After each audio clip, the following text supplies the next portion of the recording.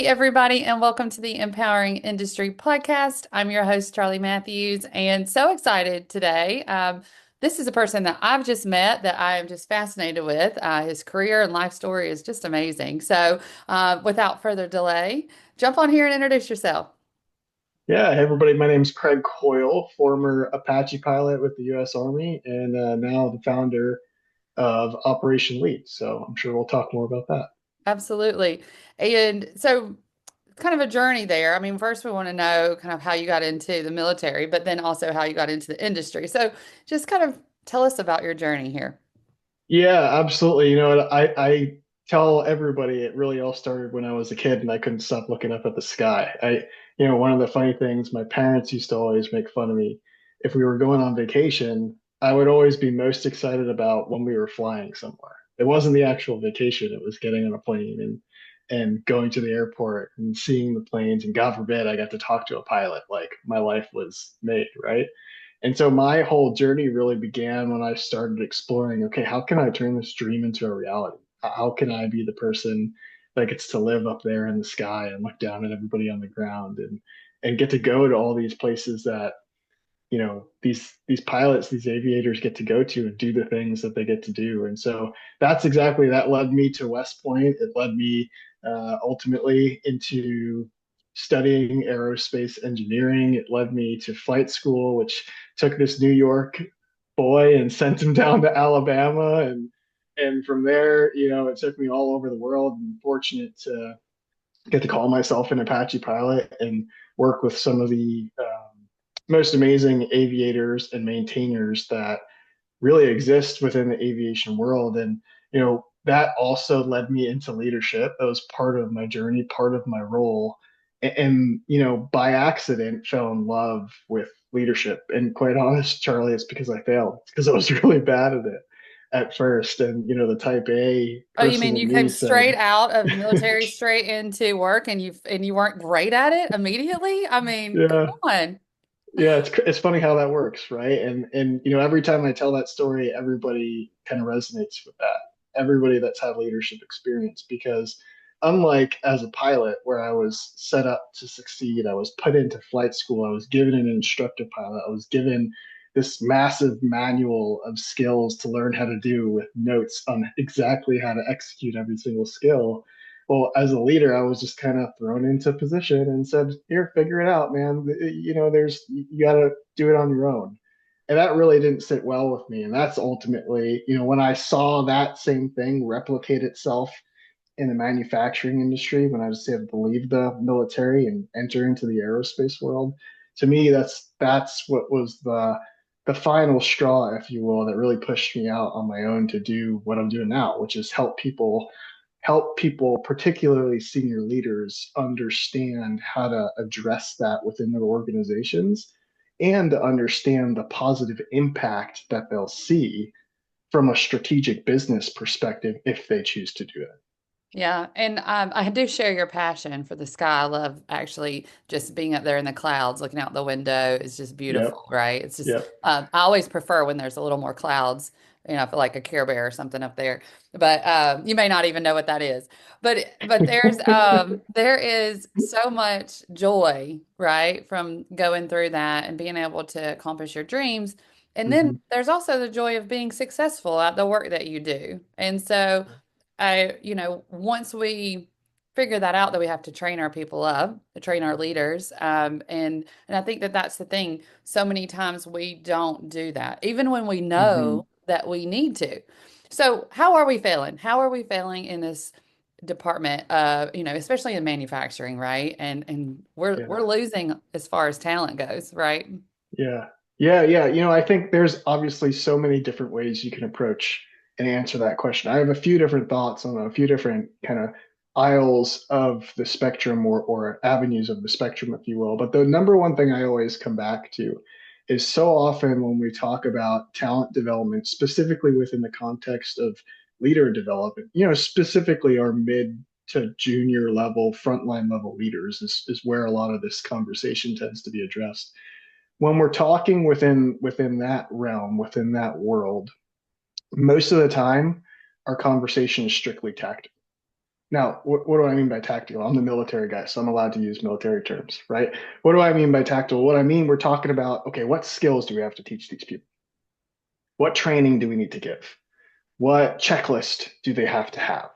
All these kinds of things, which is all great, right? It's useful, but tactics without a strategy just lead us nowhere, right? They don't actually help us create a transformation.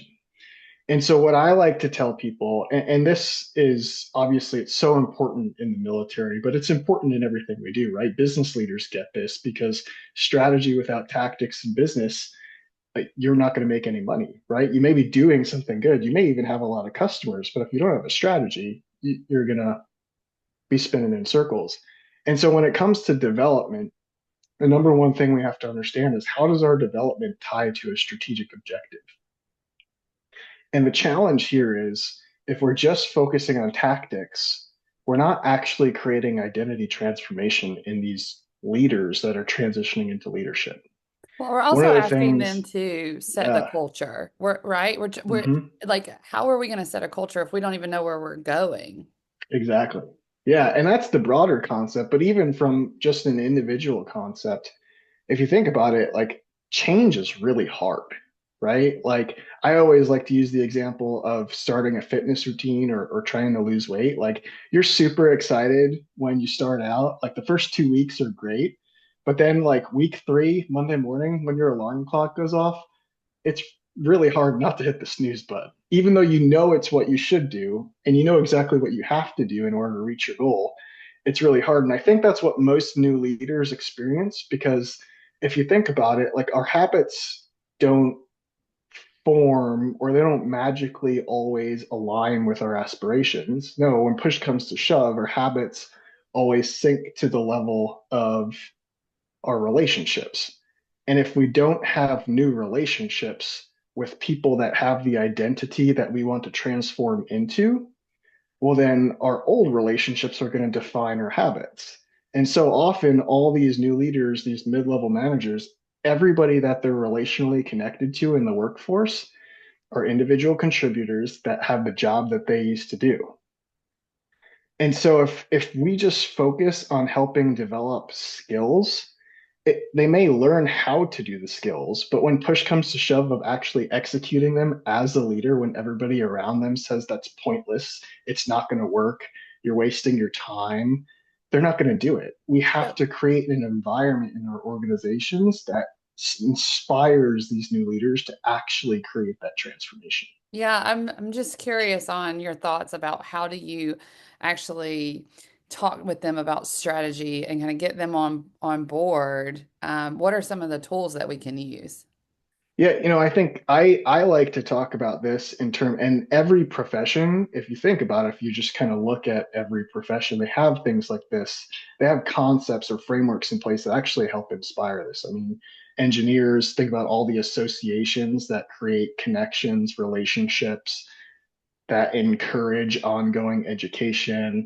If you think about being a lawyer or being a doctor or even being an aviator, right? Like I had certain things that were a part of the industry and the community I was involved in that encouraged me to continue to grow, elevate my career, and all these things. And so, if as a senior leader in an organization, we understand how to leverage these relational or community driven concepts, I like to break it down three simple things, right? There should be structure, which is where most of the tactics come in.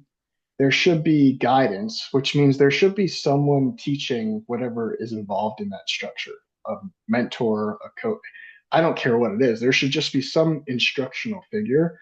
But the last piece is community, right? Like the greatest thing that pushed me through flight school and pushed me to continue to grow as an aviator was the fact that I had people to my left and right that were on the same journey as me. And when I was struggling, I leaned on them and they helped push me through. They weren't the people that was like, oh, just sleep in. It's going to be fine. You could try to wake up again tomorrow. No, they were like, dude, you need to study tonight because you need to prepare for this training flight tomorrow because it's going to get you ready for your eval 3 weeks down the road. And that's really the difference. And you can apply this as an individual too, right? If you find yourself in an organization that maybe doesn't apply these principles for you, You can find people that are in a similar position as you. You can find the courses and the workshops that are going to help you develop the skills you need to develop as a leader. You could find coaches and mentors. But what I've noticed is that when an organization collectively at the senior level decides to put these pieces in place, they're connecting the tactics of leader development to an overall business strategy of when we collectively have strong leaders at all levels of our organization, we're going to see things, key metrics within our workforce start to change, which ultimately are going to drive business results for us. Yeah, and I agree with you 100%. I was thinking a little bit about the discipline of it, right? You're talking about Yeah. trainer, being the sports side of things, right? Like you can only go so far until you're going to hit a day where you just don't feel like it, or Hmm. you're down about something separate than that. And then you do need Yeah. people around you to support you. And it's in everything. And I had never thought about it like that, Craig, really, about Hmm. the discipline. We have to have that, right? We Yep. have to have the tools and the skills, but then the community aspect is just so, I mean, I knew it was important, but I hadn't thought Yeah. about it about like if you have all the skills, right? Yeah. And Yeah. you Yeah. you think you would be successful with all the skills, but yet your body Yeah. is your body. It's going to tell you negative things sometimes. And Yeah. Yeah. how do you keep yourself kind of motivated in this world of manufacturing? Mm. Didn't kind of set out to be in manufacturing, engineering, and here you are. So, Yeah. how do you stay motivated as you're doing this work in leadership? No, I think that's beautiful because the core of that question and how I'll answer it will also connect to why it's so important and the things that are so important to do in organizations and why leadership is so important. One of the things I always come back to, Charlie, is as a leader, a lot of times when you're doing these, because no one's going to force you to do these things, right? You're going to have your manager over your back forcing you to do the stuff he needs to do his job. But at the end of the day, no one's going to force you to do the leadership stuff that actually moves the needle within your team, helps them build inspiration, motivates them, creates clarity for them. No one's going to force you to do those things. But when you commit to it and you do it consistently over time, you slowly start to get these little things that tell you, oh, wow, like that's really cool. Like that person just did X and I didn't even have to say anything to them. Or this person just did Y. Or this person and that person just did Z and I didn't even have to say anything to them. And then all of a sudden, you keep doing those things and you keep seeing those things and they start snowballing. And you've created a culture where I mean, the famous word people like to use is synergy, right? But now it's been used so much that you kind of can't say it without getting slapped on the wrist. But it's true. I mean, you create this synergetic environment where people want to be a part of it. They want to work together because they believe in what they're doing and they believe they're accomplishing something. And as a leader, when you create that type of environment, you've probably experienced this true, the joy you get, the Oh, I amount of absolutely have. To develop people is the most joyful. the joy you get, the love you feel like you've created. One of the things I always come back to when I left the military, we did a little gathering at one of my um, senior pilots' houses one of the nights before I handed over my company to a subsequent leader. And they all surprised me, and we just like I didn't know they were planning on do this. We just stood around the fire, and they all just went in around a circle and talked about the things that they appreciated that I did for our company that they've never seen a leader at the company level do before. And when you experience those moments, I mean, that's the kind of like thriving feedback. It's the kind of joy that you just when you experience it in life, you can't get enough of it. And so now being able to experience that myself and then give people that I think everybody deserves an opportunity to be a part of a team that experiences that. The problem is most people don't believe it's possible. Well, my job now is to make them realize that no, it is possible. And when you create it, you're going to love the life you live. And it's going to give you everything you're trying to create right now. Just it's going to be easier, it's going to be more fulfilling, and it's going to bring you more joy. Yeah, and in recognition, such a powerful tool. I mean, I know so many times people, they're like, okay, I can't get my boss on board. I can't, I know exactly what to do, but they won't do it. Stuff Hmm. like that, that you feel almost like defeated. But yet, if you started recognizing the people around you and, Hmm. without anybody else having to do it, then you can create that kind of Yeah, environment. Everybody can be a leader in that space. And yeah, I think yeah, recognition is so easy to, you know, be able to do for people, and it changes the yeah. world. And the beautiful thing about recognition is everybody speaks a different language when it comes to recognition. Some people want to be recognized in front of other people. Some people don't. Some people want recognition to be verbal. Some people want it to be completely different, you know? And so, but the challenge is, and this is what I see most with new managers, is they're so focused on all these tasks, all these duties on their plate, that they don't have the wiggle room within their schedule to go create these relationships, personal relationships on their team to be able to do those things that actually move the needle when it comes to that culture, learning how to recognize people the way they receive recognition and all the things that you can do to really help elevate your team. Oh, you are speaking truth right to me. I'm like, okay, I know what I need to do tomorrow. Thank you for that reminder. And I mean, that's it. We don't make time. I mean, put time in your schedule, y'all. Like, just go ahead, block off some time to think, Yeah, strategize, get with your team, like in person if you can. There's yeah, so many things that we can do to recognize people and just spend time with them. Spend time thinking. yeah. So important. You'd be amazed what people will share with you. Sometimes they just want someone to talk to vent to, and they will talk your ear out. Even if you're a leader, they will talk. If you've built a relationship with them, they will tell you everything you need to know and Oh, more. yes, exactly. So tell me, like, when you get some feedback that you're Mhm. the leader, you're a new leader, and you're getting some feedback and you really don't know how to respond, right? It's Mhm. it's like, okay, they've opened up to you, you know, and then it's like, okay, well, this isn't good. Then Yeah, what do you do next? Like, how do you address something, I guess, when you feel like you don't know the answer, as a yeah. new leader, what's the step in that? Well, the number one most important thing to know is as a leader, you're never going to have all the answers. Right. So don't try to BS someone, for lack of a better term. Don't try to act like you know the right answer, and definitely don't try to say what you think they want to hear. Just be honest. Honesty is always the best policy as a leader, especially as a new leader, because people know you're new, right?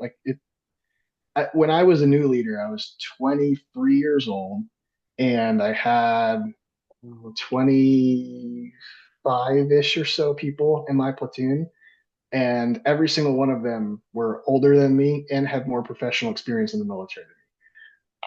If I tried to act like I knew more than them, I was done for, right?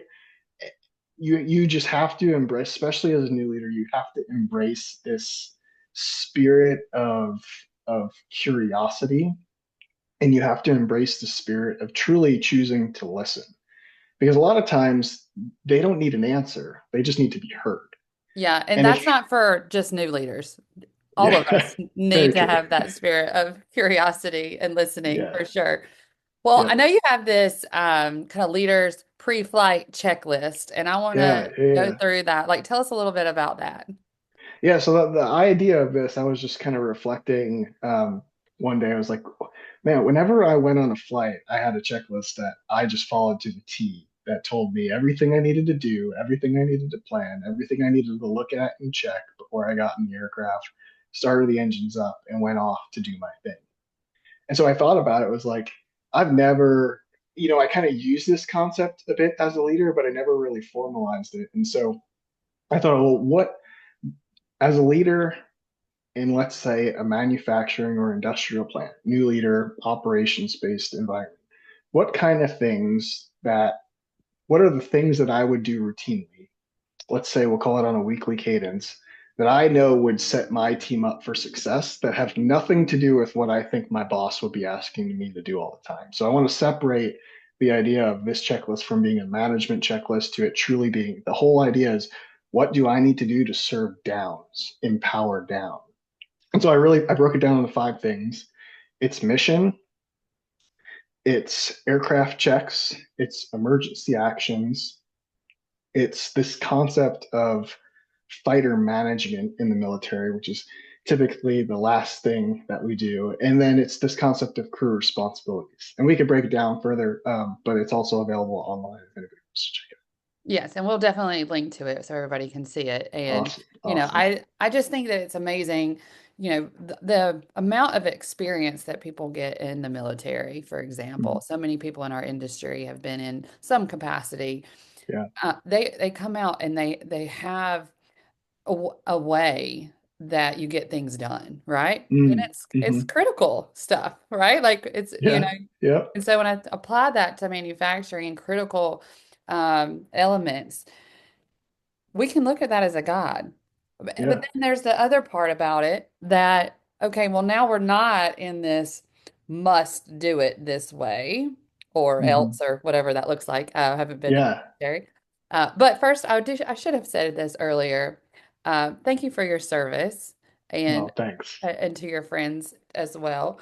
I'm such appreciative of that. My dad was in the Navy, and so I was born on a Navy base. And so, anyway, I have a lot of appreciation for that. But like That's so also like awesome. not being in it, there's a lot we don't know. But Hmm. the transition out of that into, okay, what are y'all doing? Like what is going on here? How are y'all getting Yeah. business done at all? Kind of thing. I Hmm. can see how that would kind of catch you off guard almost. And I love that you are taking the things that are successful, applying it, and then you're going to be learning too. You're going to be learning Yep. as you go. And so I think that that's also really important that as you go through the leadership journey, we all are still learning, right? Like at whatever level we are in leadership, it's a learning level. If you're not Yeah. learning, you know, you're not going to be able to help others the best that you can. So learn a little bit about others on your team for one, right? Yeah, yeah, that's one of the things I've actually really been leaning into and exploring lately. There's a lot of data right now that suggests that a lot of employees aren't satisfied with their leadership, right? I mean, penning your source, I mean, it's almost always over 60%. I've seen numbers between 60 and up to about 85% of employees say they have some level of dissatisfaction with their first line supervisor, manager, leader, whatever it is. But then I think about that and I think about the amount of people that believe that they're relatively good leaders, right? And to me, that means there's a huge gap there. And so my thought is, why does that gap exist? Well, there's a gap between what we believe about ourselves and what others believe about ourselves. And so to your point, grow, you never reach a destination when it comes to leadership, all those kinds of things. I would encourage everybody to really, really lean into feedback, try to embrace and develop feedback loops, find people that can share honestly with you about who you are and how you're growing and how you're executing as a leader. Because I think the number one challenge for us as leaders is to narrow that gap between what we believe about ourselves as a leader and what others believe about us as a leader. And the narrower that gap can be for us, the better off we're going to be. Yeah, and I would just add to that that the hardest person to lead is ourselves. And so Yes. being able to spend time, hey, leaders, as you are leading other people, you still need the time spent on yourself to get better and have that emotional intelligence about Mhm. yourself. And so, just encourage everybody to do that. One of my favorite things is like, why won't anybody tell me anything? Like this Yeah. lesson for myself. I'm like, am I that unapproachable? Like I'm asking for feedback, I'm getting nothing. And part of it is like, well, how are you showing up to even ask that question, right? Like, Hmm. is it in a very stressful environment? And then you're asking, like, I'm not saying anything, right? So there's so many things like that that we can pick up on when we kind of deep dive into ourselves and our whys. Um, Yep. I could talk to you all day because, like we said, leadership, culture, workforce, all of that, amazing. I do want to give you the last word before I do a little rapid fire. Anything else you want to leave our listeners with? No, I mean, I think your last point was so critical, Charlie. So I want to echo it. I would even go one step further. I would say, if you don't already have a foundation in leading yourself, you really don't have the justification to be leading somebody else right now.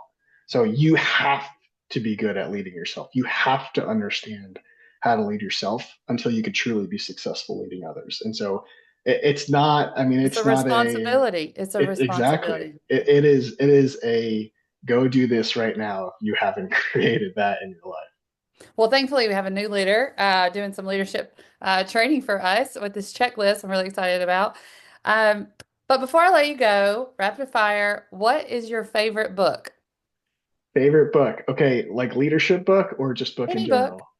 All right, I'll give you two. Leadership book is Mindset by Carol Dweck because that started my whole journey. Favorite book in general, I'm gonna go with The Hobbit because I'm a little bit of a nerd, All and we'll right, I just leave it like it. I there. like it. What about music? Music, I'm a big old school kind of simple acoustic type guy, so I'll go with Need to Breathe. They're one of my favorite bands for sure. Awesome, awesome, awesome. All right, what is the best advice you've ever received? Best advice I've ever received: work on yourself. Work on yourself. You've heard Never it stop here working today, on y'all. yourself. Like, here it is. What is, okay, let me think about this. How to ask you this question.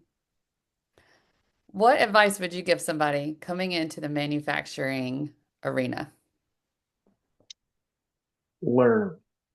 Be ready to learn. I mean, this is an industry that is changing at lightning speed. And so if you embrace the idea of learning as early as you get into it and never let go of it, you'll always be ready to make a difference. That is amazing. Thank you, thank you, thank you. It has been a pleasure getting to know you. This is only Yeah. my second time talking to Craig, y'all, and I'm just like, okay, when's the next time? But I do know that I have, if I didn't see you before this, we have EPIC, which is the Empowering Pumps and Industry Conference on November Yeah. 5th and 6th at San Jacinto College. We love that we're going back there. It's an amazing facility. If you have, can't remember if you have been there or not, but it is, it brings back that like excitement of being in Yeah. industry. So I hope everybody will join us there because I know I've seen your abstract and looking forward to having you on the stage. So Uh, excited. if you want to be a part of that, let me know. I'm looking forward to just creating that and being a part of that with you. If you have another guest that you think would be great for the podcast, send them my way. And I guess until next time, be empowering. Thanks.